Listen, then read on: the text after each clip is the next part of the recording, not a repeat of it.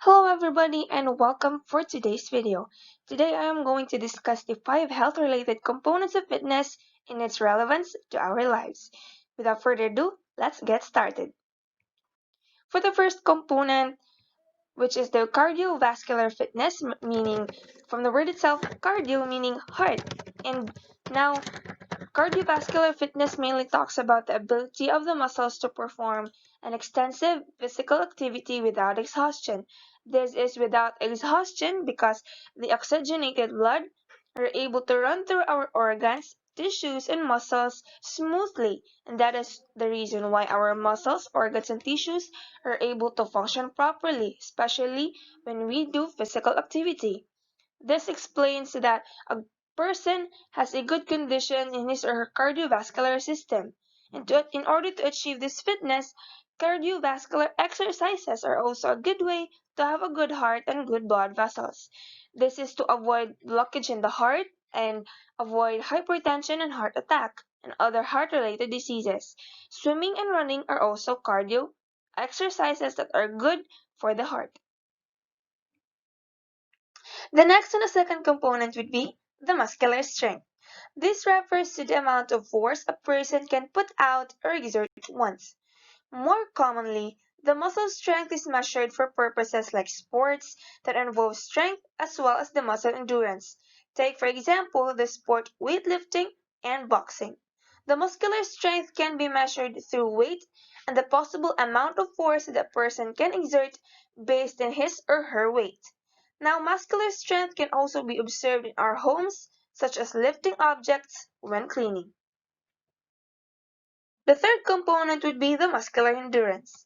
This talks about a person's muscle capacity to endure muscle contractions for a longer period of time without getting fatigued. For people who do work out regularly, they no longer feel pain and stiffness in their muscles because they have adjusted already to the amount of pressure and contractions brought by the intensity of exercises they have been doing.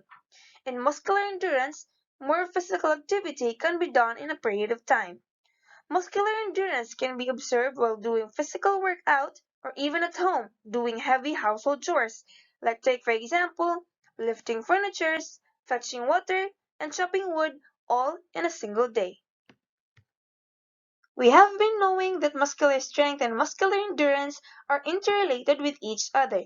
This comes with the amount of force a person can exert once and how long can he or she be exerting that amount of force in a period of time. Now, let's take a closer look with the differences of these two. Muscular strength, here, take a look that it states that a maximum amount of force a muscle can generate once. And it's just that like a single period of time. And at that moment, when a person lifts something heavy, then it can be measured with the maximum amount of force that a person can exert in order for that object to move. And in the muscular endurance, it is the ability to repeat an exercise or to move an object without getting tired, without getting your muscles stiff and fatigued. This comes with the lifting with moderate weights or doing very physical activities with in relation to the amount of force that you're going to apply or a person is going to apply. There's this word, a famous word, that the Gen Z has been using nowadays, and that is the word flex. But for today's video, the word flex is very different, and that is the fourth component for today, which is the flexibility. This is the range of motion in a joint or groups of joints to move effectively in a complete range of motion.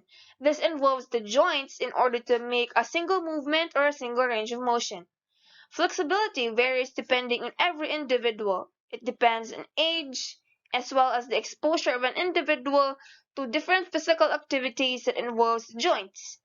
Flexibility exercises can help improve one's flexibility and increase the efficiency of our joints, such as yoga and stretching.